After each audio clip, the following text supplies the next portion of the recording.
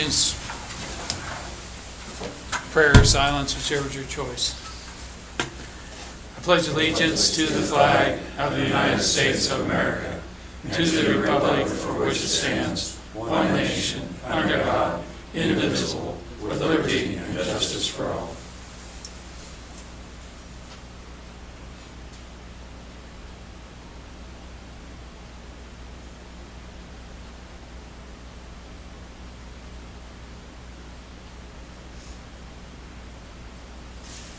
Thank you.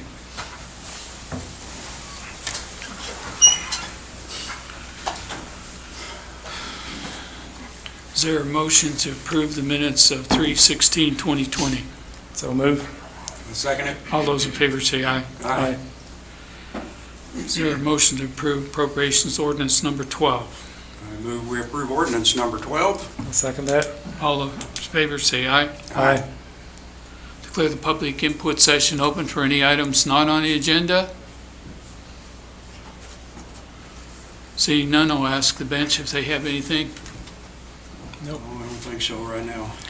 Well, I just want to remind you of a few hygiene things that help us contain. We had a meeting early this morning and with the local emergency planning committee and emergency management and the Department of Health. And we have no case that we've identified yet in McPherson County. But to stay as low as possible, everybody has to do an exceptional job of hygiene, and you need to be cleaning your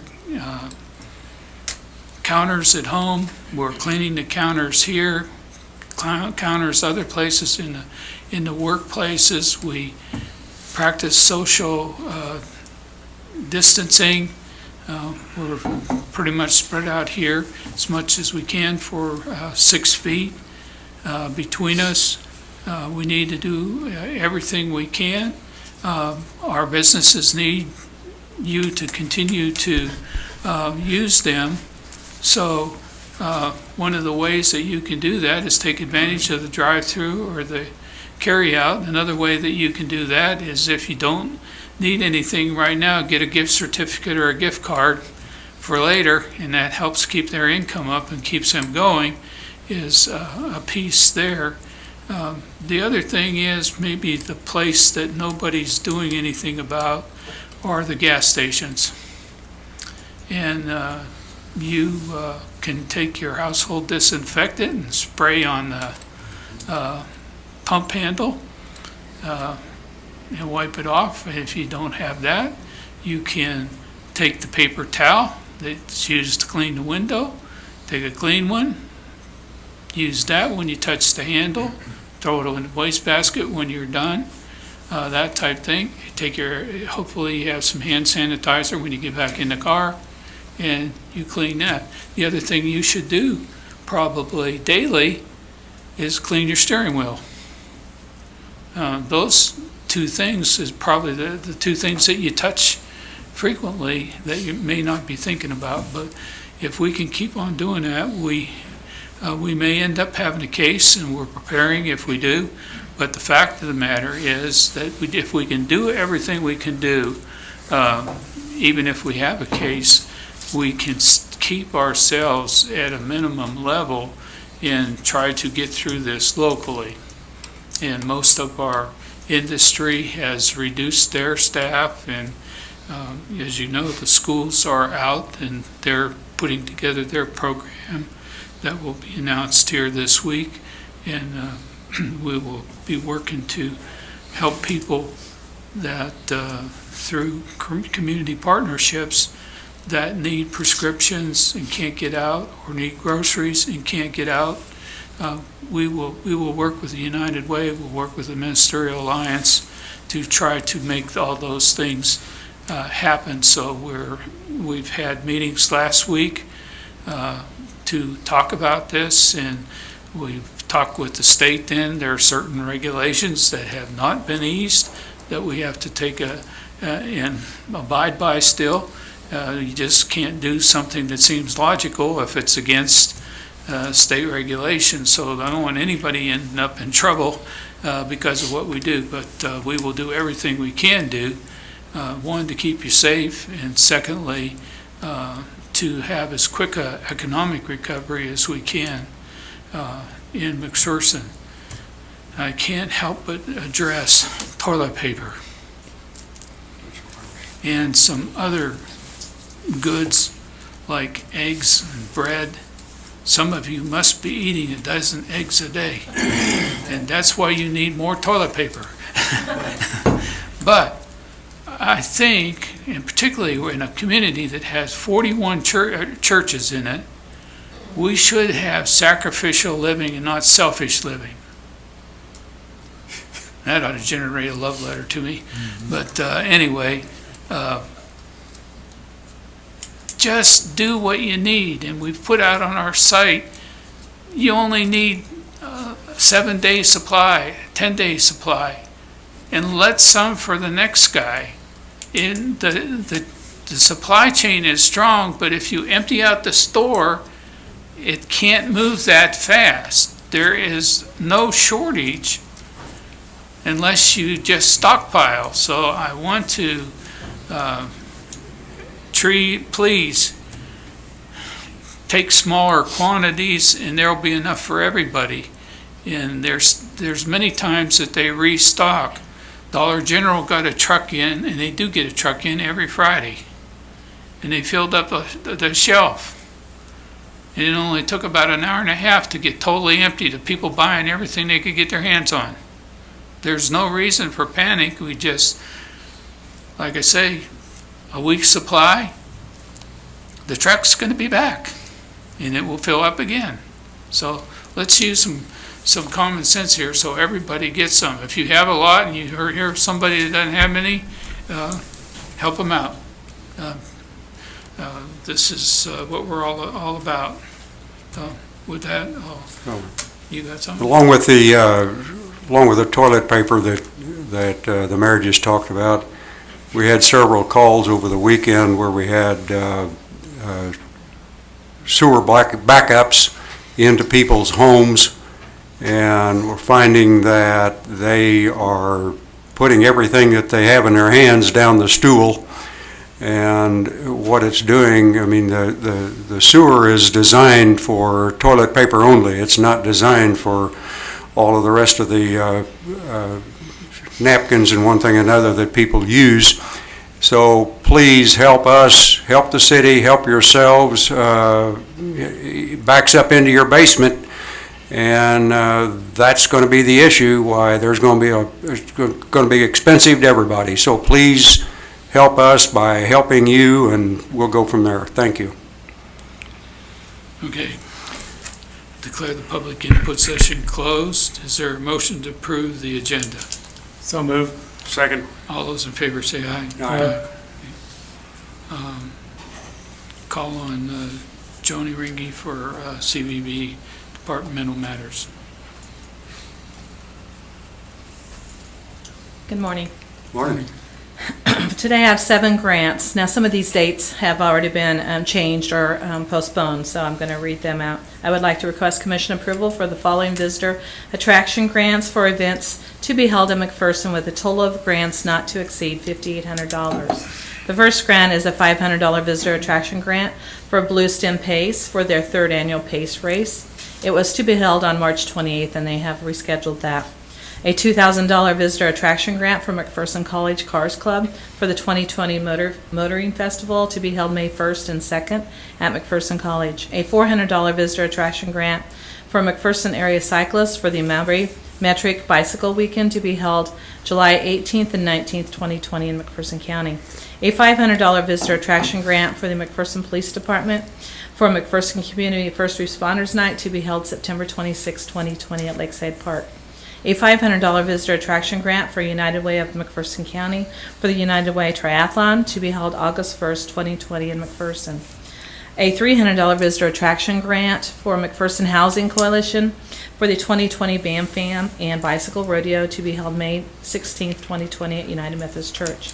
And lastly, a $1,600 visitor attraction grant for the City of McPherson for the 2020 Mayor's Cup Men and Women's Games to be held in November 2020 at the MHS Roundhouse. I'll move that we approve the visitor attraction grants as presented for a total of all grants not to exceed $5,800. I'll second that. All those in favor say aye. Aye. Thank you. Okay, Colin Wayne Burns.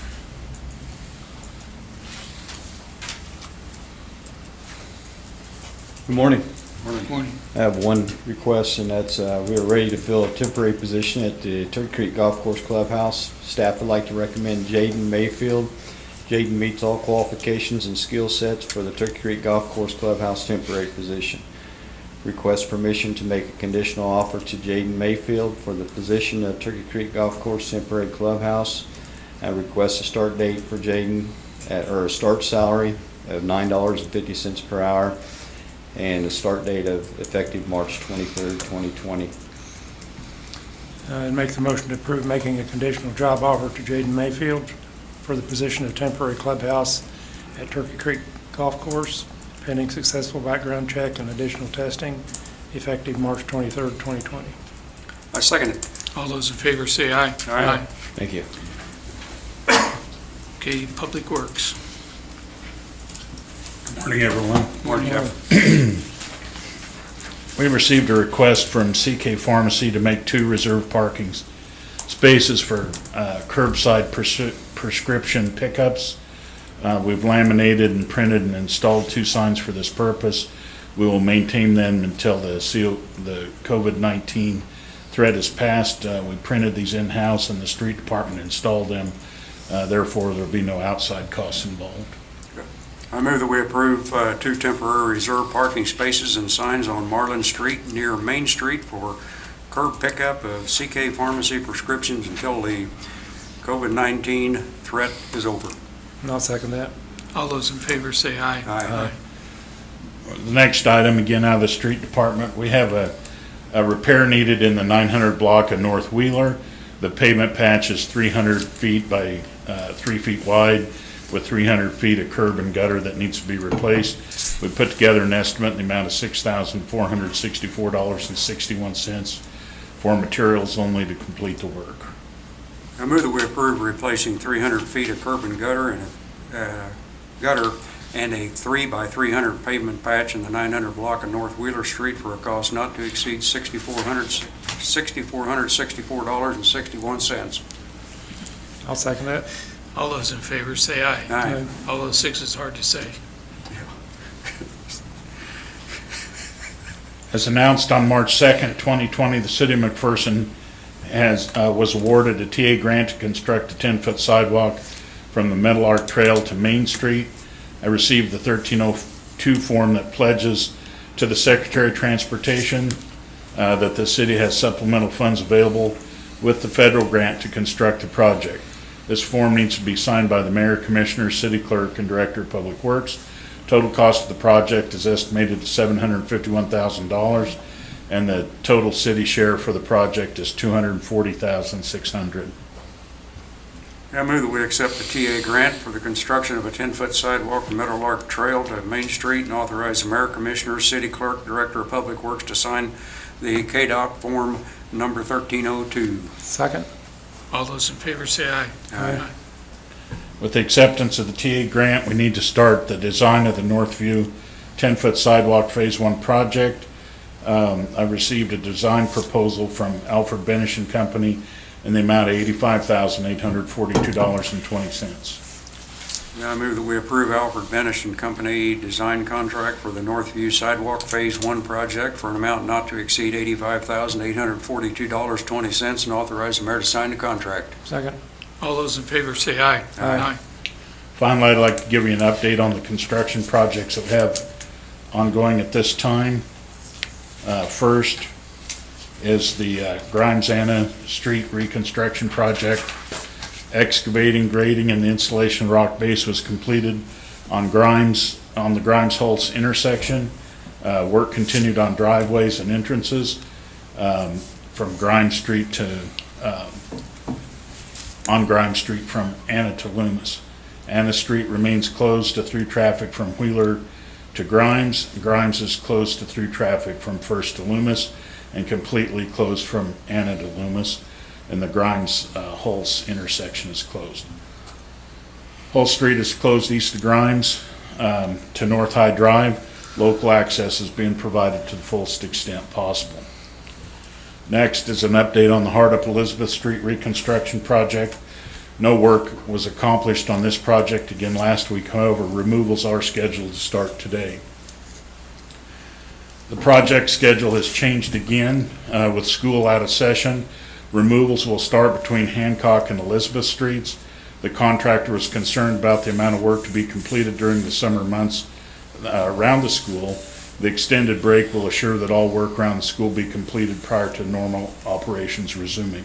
I would, just on one thing on that regard, there will be summer meals starting in the next week.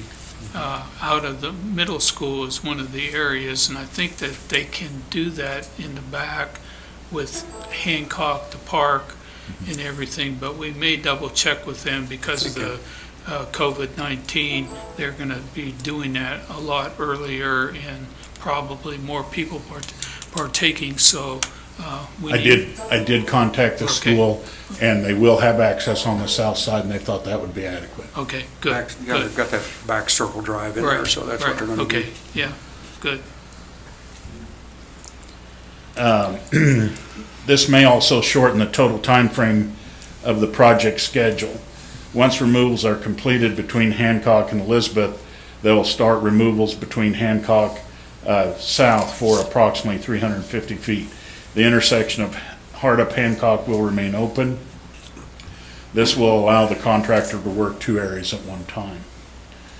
Hardup Street, Avenue A to Hancock is closed to through traffic with local access from both Avenue A and Hancock Street. Local traffic can also access Hardup from sites. Through traffic on Hardup is detoured onto Park. And again, starting today, Hardup Street will be completely closed between Hancock and Elizabeth Streets. Next is an update on the Hulse area drainage project. Sanitary sewer work on Hull Street continued between Myers and North High Drive. No other work was accomplished. Again, a reminder that Hull Street is closed to through traffic from North High Drive to Grimes. Residents will be blocked out of their drives for up to 2 days as sanitary sewer work starting at North High Drive progresses west towards Crescent Lane. Local access is being provided to the fullest extent possible. The next project is Plaza East Place Street reconstruction, Phase 2, Champlin to Applebee's West entrance was opened up last week. Phase 3 removals are underway. Normal access has been closed off and a temporary access has been constructed to get into the Days Inn and Holiday Inn Express. And again, we'd like to remind everyone that weekly construction updates, road closures and detours, planned road closures and planned detours are available on the city's website at www.mcpcity.com. That's all I have unless there's any questions. I just add that with the impending rain, 90% chance tonight and tomorrow, all the construction sites are liable to be moved out for another day or 2 or 3 or whatever we have to do. So it's been a little tough getting things started, but hopefully it'll quit raining here. Thank you. Okay, next is library board appointment. Dr. Weller has served 2 terms and cannot be reappointed, so I would like to move to approve the appointment of Lauren Hughes to the McPherson Public Library Board effective May 1, 2020. She's an avid user of the library as well as her family, so it'd be a good person to have on the board. I'll second that. All those in favor say aye. Aye. Administrative report. The city commission will we will continue to hold our spring retreat on Tuesday, March 24th, 2020, beginning at 8:30 at the McPherson Community Building, one of the upstairs meeting rooms, yet to be determined. The retreat is an opportunity to discuss the 2020 budget challenges and/or adjustments, strategic planning, or policy issues that we want to discuss for the future. This is an opportunity to have a discussion about policy changes or any proposed changes to within the 2020 budget as well. So a copy of that agenda is attached. We will be somewhat flexible from that if we need to move some things around, but essentially it'll be from 8:30 to 1 p.m. On the 24th upstairs in the McPherson Community Building.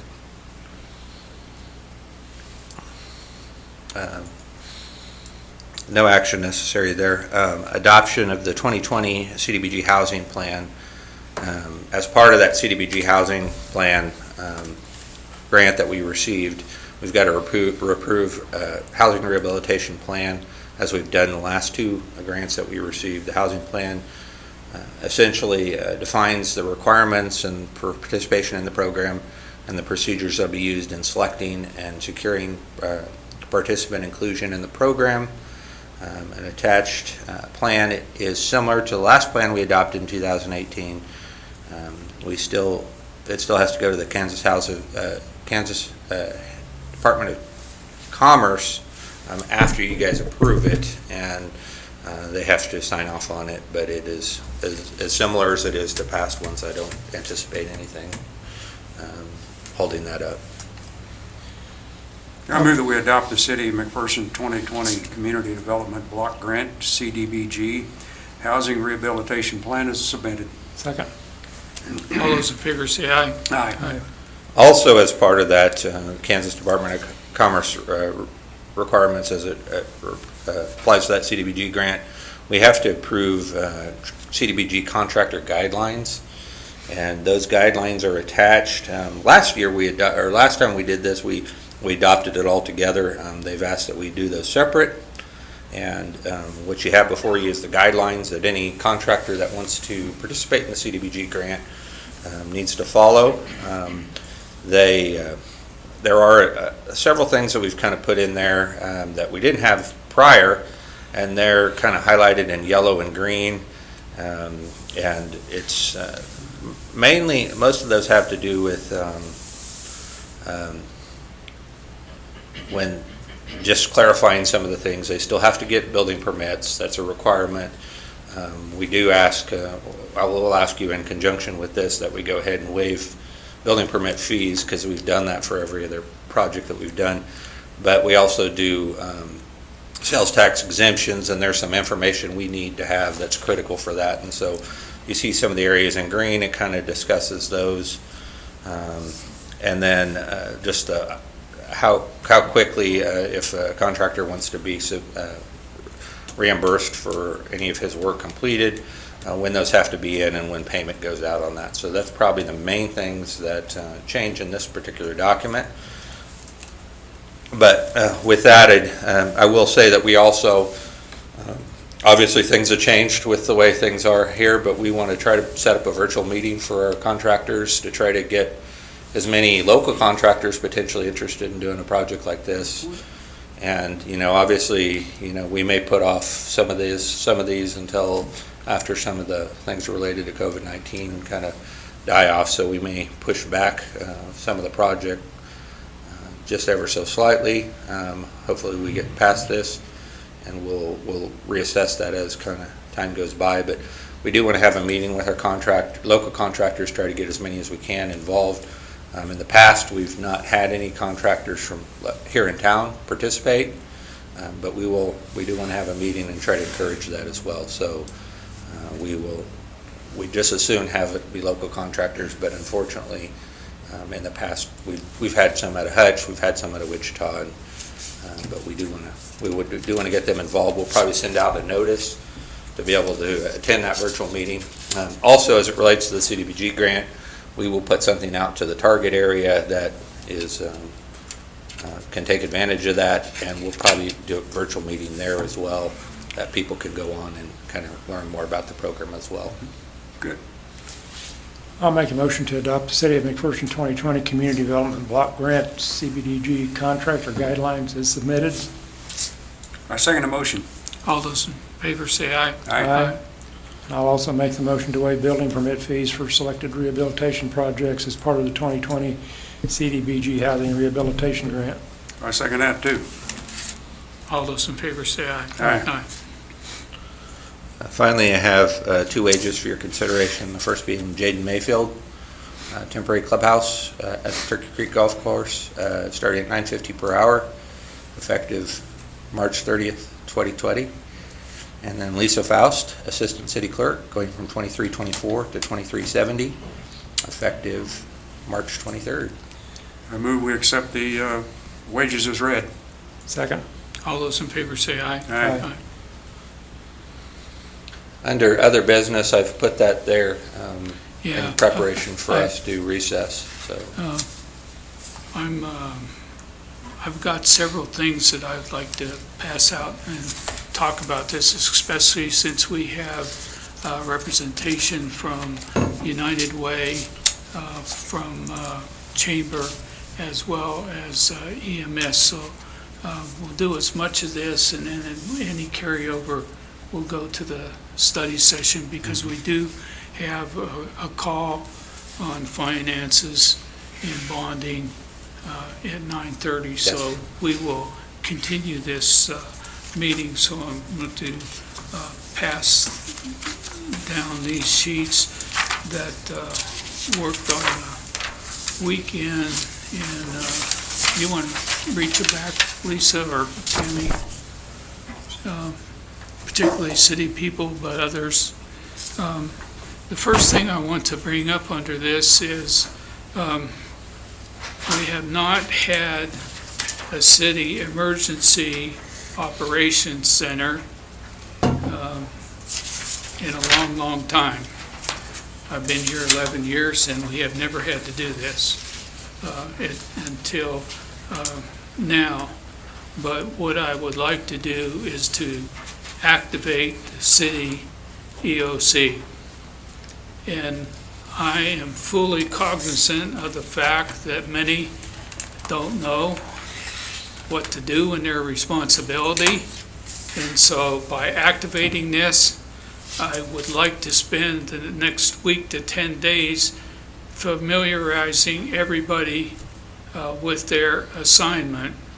And you will see from the sheet that I worked on the weekend to put some dates in here, but we will need a coordinator of this center.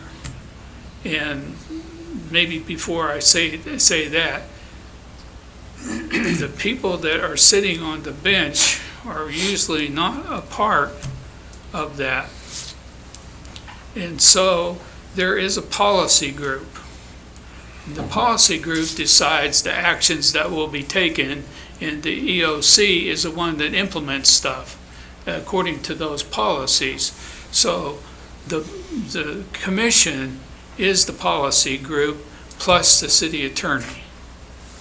And the city attorney is to keep us out of trouble, just in case you try to do things. An example is trying to work on child care. I've met with United Way Friday, and then I talked because Saline County Health Department is actually in charge of McPherson County child care. We sit under them, and when I talk to them, some things that seem fairly logical are still, you have to get licensed, and they're not approving very many licenses right now, so we are having to work around. Sometime today, the governor will make a child care declaration, or somebody in State Department of her team will do that, so we'll work on that more. But given that the commission has to be the policy group, then I'm just recommending that Nick Gregory, as the administrator, would be the coordinator of the EOC, and that the deputy coordinator would be Jeff Woodward. We need a liaison officer. At some point, the county, if we have a case, will go ahead and activate the county EOC, and we will need liaison with the county EOC. And I think our best person to talk with other people would be Bo Muddlemore. And going out to them on that. We need a PIO function. We have PIO in Sydney, what's working with LAPC right now in trying to coordinate that. We've taken on that responsibility, and she's doing a great job there. But we also are putting things out on that hub site. And by the way, Esri has asked if they could use us as an example for other communities to put out that information, and they'll probably do an interview with Justin Walker, who does all the technical work for their magazine, so that they can show what a city can do using that software to promote. And both Justin and Sydney have been doing a great job there. And also want, because Joni works closely, Joni Ringy works closely with Sydney. If something happens and we need backup or there's too much to do, that she will be right there to work. From a safety standpoint, Chief Weisman and certain members of the fire department staff will have to take on that job. And that still means that we have people that will fight fires and everything else, but they have another responsibility in the EOC to do this. Public safety and security, that would be Chief Golden. And members of his staff is pretty much what we do anyhow, but there may come some specific COVID-19 tasks that we want them to do. And we're already on some calls have a procedure where they may have gone into a house or doing something before. Their main responsibility right now, because we need to conserve personnel, is to go ahead and set the perimeter. EMS, fire gets there to do what they do. They will do that part. The piece that we don't normally think of is biological response. The fire department has some sprayers, some other things that we can do a bleach solution or some other things. They can get us set up, but I think that Wayne Burns and part of the public lands and facilities staff could implement this. We are going to have to, until we just would have a real lockdown, start spraying playgrounds in other areas, even things on the golf course that are still being used. So I put in here playgrounds, cemetery. There may be some things that people touch frequently at the cemetery that we need to look at. And then we will have to contact general high traffic areas. And I put down, but we're not limited to this, Walmart entrance area.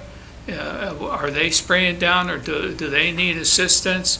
Dillon's, and the whole front part there as people come in, that's going to be on the pavement doing things right there. And then we have probably 7 or 8 gas stations in town. And what are they doing, as I mentioned in the public input, to sanitize those pumps and their entrance? So that would fit Wayne Burns. Logistics is a big thing, and any reimbursement we get, if we don't have detailed records and we're not processing our requests for supplies correctly, we will not get the supplies, and if we get the supplies, we may not get our reimbursements if we get them from other places. We have, because of low immunity, have our treasurer to head that up, and she can do it from home. And she knows, she's worked in logistics, she knows finance, and we can have that. But we also need people on the ground if this plugs in. So I'm hoping that Virgil Lyons, Scott DeMont, and Milton Collins can be some of those people on the ground that can do this type of thing. housing, and human services. I mentioned earlier about picking up prescriptions for people that can't get out, grocery shopping for people that can't grocery shop. Ultimately, it will be that child care will put on here, but I didn't put it in as I was finishing this up yesterday because I'm waiting for the governor to make a statement, and then we will talk about this. This cannot be done with city personnel. We don't have enough people. So this is going to be one of those public-private partnerships, and we will need United Way Ministerial Alliance. Some of the food that's being put out and is fully funded right now by USD 418 and is receiving help on starting their weekend food things through the McPherson Community Foundation.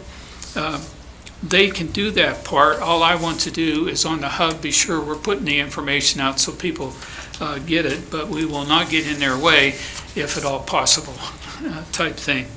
Communication. I linked this to our liaison, Bo Motomog. We may have some things where we're using GoToMeeting system. The county's using Zoom. I don't know if we can get to one system so that we both use the same thing. And that means that we need coordination with Jeff Butler at the county and with Lee Burgess at the BPU. And I did put down, with the problem we were having on the weekend, wastewater and drainage. And I think Mike still has to stay focused on that, and that group has to be able to function in people. There are other people I haven't mentioned. Tammy Seeley. We need to run our HR just like we normally would. We have some girls out here that need to do the accounts payable, all those kinds of things will not stop during this time. So all of those people, Lisa, Catherine, all that has to take place. And if we're not busy on this, we will have to go ahead and do business as usual while we're trying to keep our eye on this. The reason I would like to activate this and make these kinds of assignments is to give ourselves this week, and if necessary, the beginning of next week, before we have any more uptick in anything, for everybody to get some training. And so it'll be the responsibility after this meeting for us to set up training for each one of these bullet points so that everybody is prepared if in fact we start to have a lot of activity in the city of McPherson. And if it starts to happen in the county, we are already ready to give and assist in every way we can. We already are assisting. We've been using fire department for the last 2 weeks to deliver tests to Topeka from the hospitals. We've delivered both Lindsborg and McPherson. I think everybody is going to look for an alternate way, is that's a slow process. And the police department is handling it this week. Next week, the McPherson County Sheriff will take the responsibility of driving if we have to on that type of thing. So that's going to keep on going. LAPC, local emergency planning committee, will continue to be meeting on a weekly basis. We're trying to put together a meeting of all the different PIOs so that Sydney can coordinate a message. At some point in time, if we need a county disaster declaration, even if we have one case, that will probably happen, and that just sets in motion everybody's awareness more than it does anything else. It's not a big, you haven't heard about something that's happening. It's just to have all the things in place that you may need to do. And so we're going to be ready to support that. That's what we would do with the city EOC.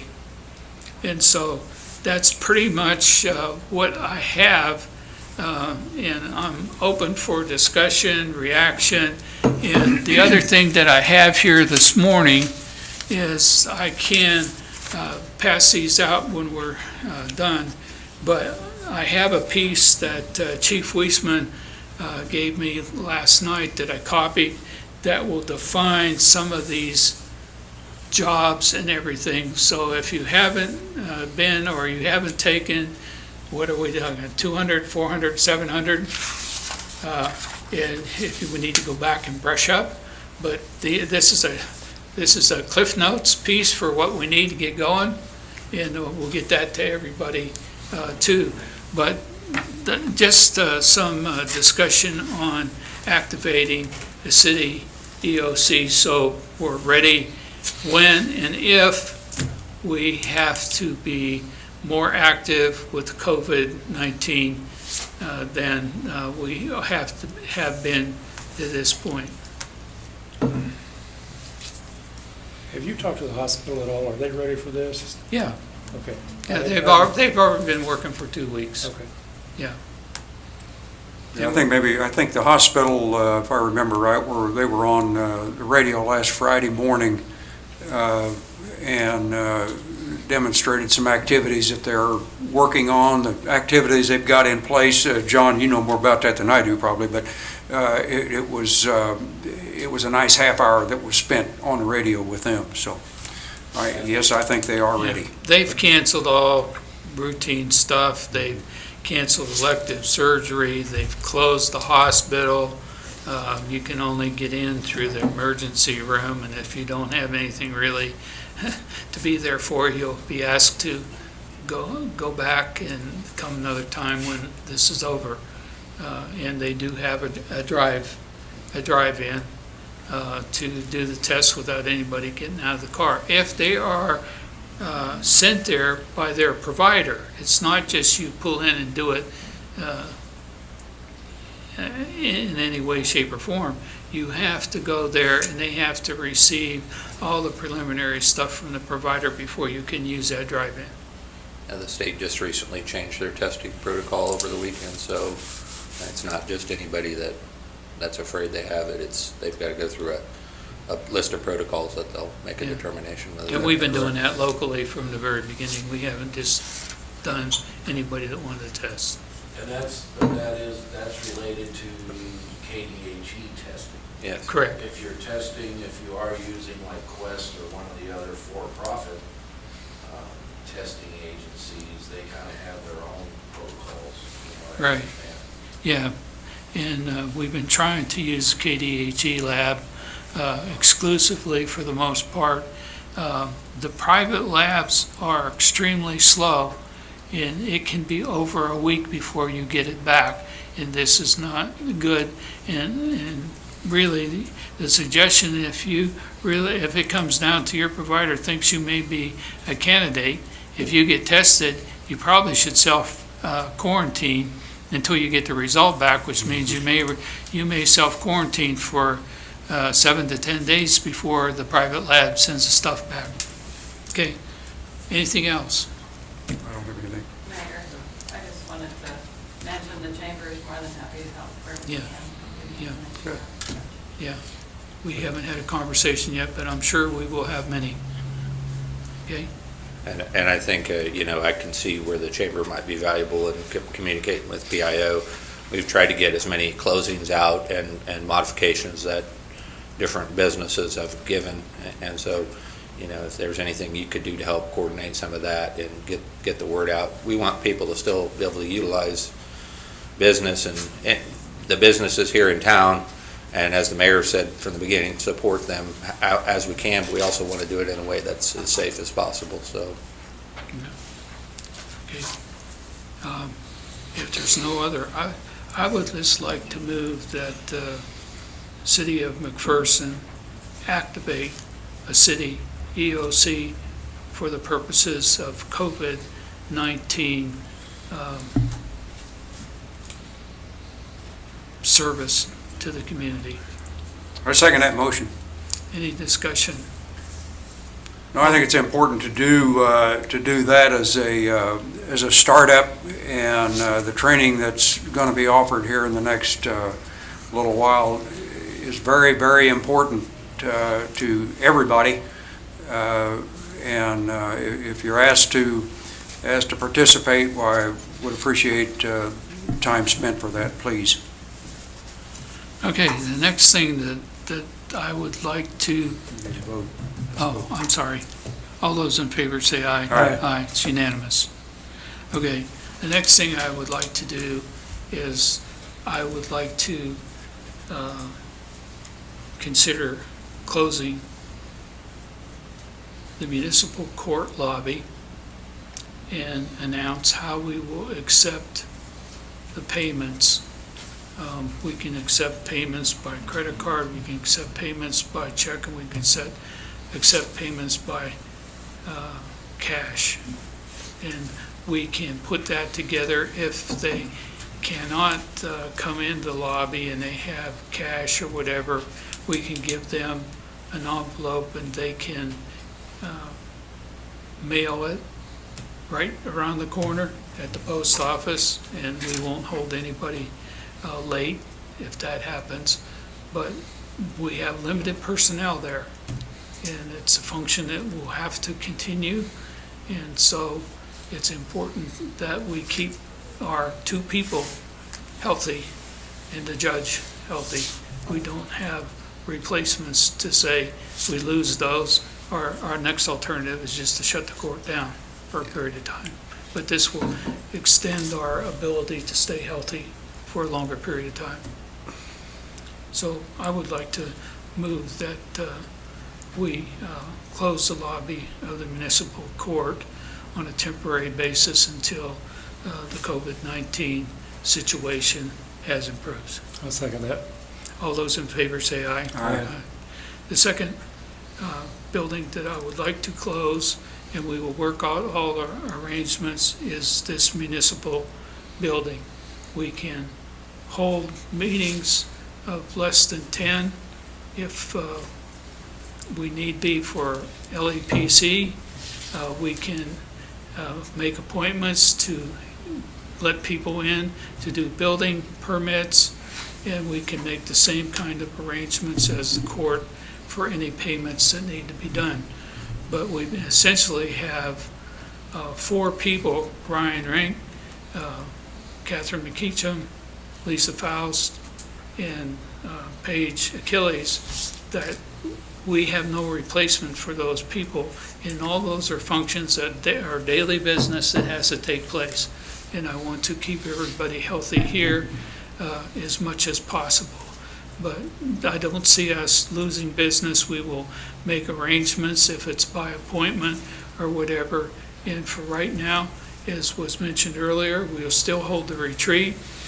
We would still plan the planning commission when they have to meet, and we may have to keep people separated in the hallway so we have the right amount of people in the room here. We'll make some adjustments for all intents and purposes that we would close the community building to keep everybody healthy and operating. I second that motion. Discussion. You're going to close this building, but all employees will be Be here. required to be here. We'll be Just here. closing it to the public. Closing it to the public. Gotcha. And, the other thing I'll mention is that we are experimenting today with a GoToMeeting for this meeting, and we'll have arrangements if we decide to have public meetings that the public can participate in some way to be able to still participate in public input and listen to our meetings live as well, and be able to submit potential questions via chat. So we're working to fine tune that, and part of this meeting is we're going to record that and see how that all works. So potentially we could still hold our weekly meetings and do it with limited public access to this building as well. So you're going to have signage on the doors to explaining that, is that Yes. correct? Right. Okay. And we'll put information out on And we'll put and information. social Sure. media as well, and out on our website. Good. And we'll send information to the radio station and to the newspapers. So I can't guarantee anybody will print it, but we'll do it. We're getting close to when we're going to have to take a break to be back in time for, as I said, we'll continue with some more detail on COVID-19 in the study sessions, but I know John's not here forever. John, anything you would want to? You want to take a vote on that? No, John? it's dictated. Okay. All those in favor say aye. Aye. Okay, John, you have anything you want to say before you have to leave? No, I was just here in case anybody had any questions for EMS. Okay. Deb, anything from you? Okay. Yeah, United Way? We okay? Yeah. Okay. I think what I, Move the study session here. yeah, we'll be doing a study session here. I would like to move that we recess the city commission meeting, reconvening after the study sessions. I second. All those in favor say aye. Aye. Okay, we will take a break and for about 5 minutes, and we'll be back in here as we have a call coming in at 9:30. So I want to be sure that we're here for that call. Okay. Came out of this, that we need to do something with. And the first one is on these signs. I would like to move that upon request from a business in the downtown area, that we would make a sign and install the sign on a temporary basis during the COVID-19 piece until the danger has passed. I second that motion. Any discussion? That would allow curbside pickup and. We can put this out to easiest place and allow Ann Engel to distribute, put it out to Main Street, McPherson, and the Chamber for downtown. We're not doing them any other place, but Who's putting that out? I think Sydney can contact Main Street and the Chamber on this, okay? Okay. It's Does that work? Yeah, okay, it's been moved and seconded. All those in favor of these requested parking signs during the COVID-19 crisis, say aye. Aye. Aye. Opposed? Okay. The other one that I can remember is on the building permit piece. We have one each way. So I would like to move that we create place under utility buildings for anyone that has a building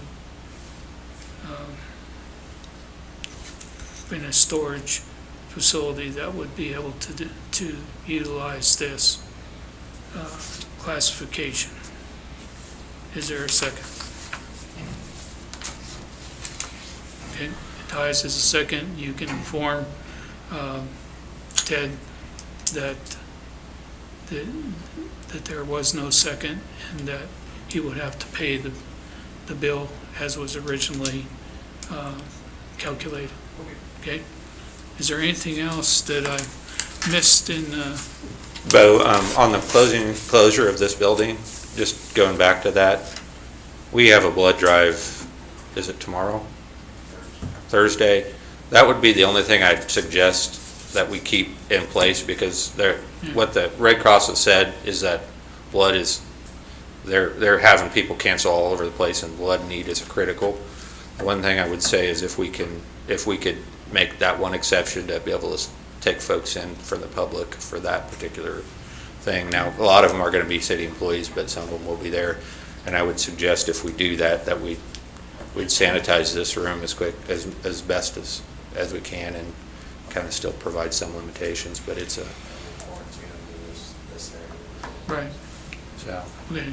That would be the one I'll exception. move that we allow the current blood drive and any other needed blood drive during the COVID-19 crisis.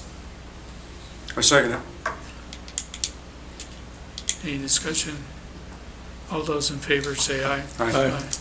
Is there anything else from the previous commission segment that you think, Jeff? I had one question on, are we actually gonna lock the doors to this building? That Yes. would be the plan. Should we set up a bell or something? How, if somebody makes an appointment, how are they getting in? Well, what I would imagine we'll do is we'll put phone numbers out for the various departments that we place out there. We could put that on the door, so if people want to call in to a specific department, they could do so. Once they get here? Yeah. They just have to call. Okay. Yeah, so we put a phone list of how people could, of specific departments that people could call if you're okay with that. All right, And you're locking it starting tomorrow? Okay. just could say again? And you're locking the building starting tomorrow or Yes. after this meeting? Yeah, but it will be open on Thursday for the blood drive. To this room only. Yeah. Okay. Question for HR, do we have any extra of these books? Yes. Yeah. Okay. Do either of you have this? I want to be sure that each commissioner gets one, and if there's any department head that doesn't have one, that they have this book. Also, I have a number of other things, that's the Cliff Notes version of all the different things we talked about for the EOC. So we can put it out on this table here. Any of you department heads that want to grab it, let me give you a couple for these people. Let me give one to Nick. And then everybody that's here should get one. And then we'll get some of these books to everybody too. And I will work with the chiefs, and we will talk about what we need to do to set up some training for the rest of this week and next week, so that we can all be a little bit more knowledgeable. And there's things that we can do and we can't do. And the other thing that I would remind you, regardless of what's going on, we have all the COMA regulations, and we cannot just talk with each other or meet together or whatever. And particularly in our situation where we only have 3-member commission, that means we can never talk to each other directly. That includes email and telephone. So we will work around that. That's one of the reasons why I named Nick as coordinator of the EOC, and Jeff is a deputy, because if we have something that we really need to discuss, we need to work through them. Yeah, and if someone sends out an email and asks for some input, please respond directly to that individual and not reply all, especially when it's coming after the government. That's the next thing I was going to ask. Yeah, so we don't want to, in everything we're trying to do, we don't want to end up in a deal that somebody, after it's all over, wants to sue us because we didn't do something absolutely correct. But anyway, anything else? Enough Were you for- guys happy with the way the go-to meeting kind of ran? If we were to open that up to the public to be able to do it that way, are you guys okay with kind of the way that operated? It's a little bit hard to tell because, I don't know how you're gonna, if you get a whole bunch of public on there, how do they call in and how do you stop a prank call? Well, and my thing would be is that they'd have to make a request chat with a question, or if they wanted to be addressed. Yeah. They'd have to provide their name, address, and we've had some guidance from a couple different cities that have tried doing this. They've kind of talked about their pitfalls and some suggestions on some things we could do to Well, improve that. I think that we try it, the sound will be better on what we're doing. And, if it doesn't work well for somebody, I think somebody that wants to come in and make a presentation after this week, they can call and we'll let them in here as long as we can keep the 6-foot space for the meeting. Yep. But otherwise, they can use GoToMeeting. Well, also move back to Facebook Live, do that as well instead of recording and putting it out, so they might. And so you'll notice if you go back and look at that Facebook, hopefully the sound's much improved because we were able to work with Ryan Hopp to be able to get something on a temporary basis where that iPad right back there where we're recording is plugged directly into the sound. So see a cord going from there. So hopefully the sound is much improved. I'd encourage you all to look at that and make sure that's going to be acceptable, or if we need to take the next step to go ahead and improve that. So I think you'll notice the main thing you may notice is that if the sound's not very good, it's probably because you guys need to make sure you're talking into the mics from this point That's on. probably the biggest thing. Yep. I mean, did I've talk noticed to right Brian, now and he that, said, you know, you talk into it while you can hear. If you don't talk into it, you don't hear, so. I you did keep talk that to in Brian mind. Hopp, and he did say our equipment is quite antiquated, and at some point it's gonna have to be Sure. replaced. So just so you're aware of that. Yeah, that Oh, comes yeah. out of public lands and facilities Yeah, budget. You tell me when you want to do it. Yeah, and that indication is to replace everything. You're probably going to be looking to $3,000 to $4,000. So we absolutely can look at doing that, but this hopefully gets us going on a temporary basis. Okay. Anything else? Nope. Okay, we're done.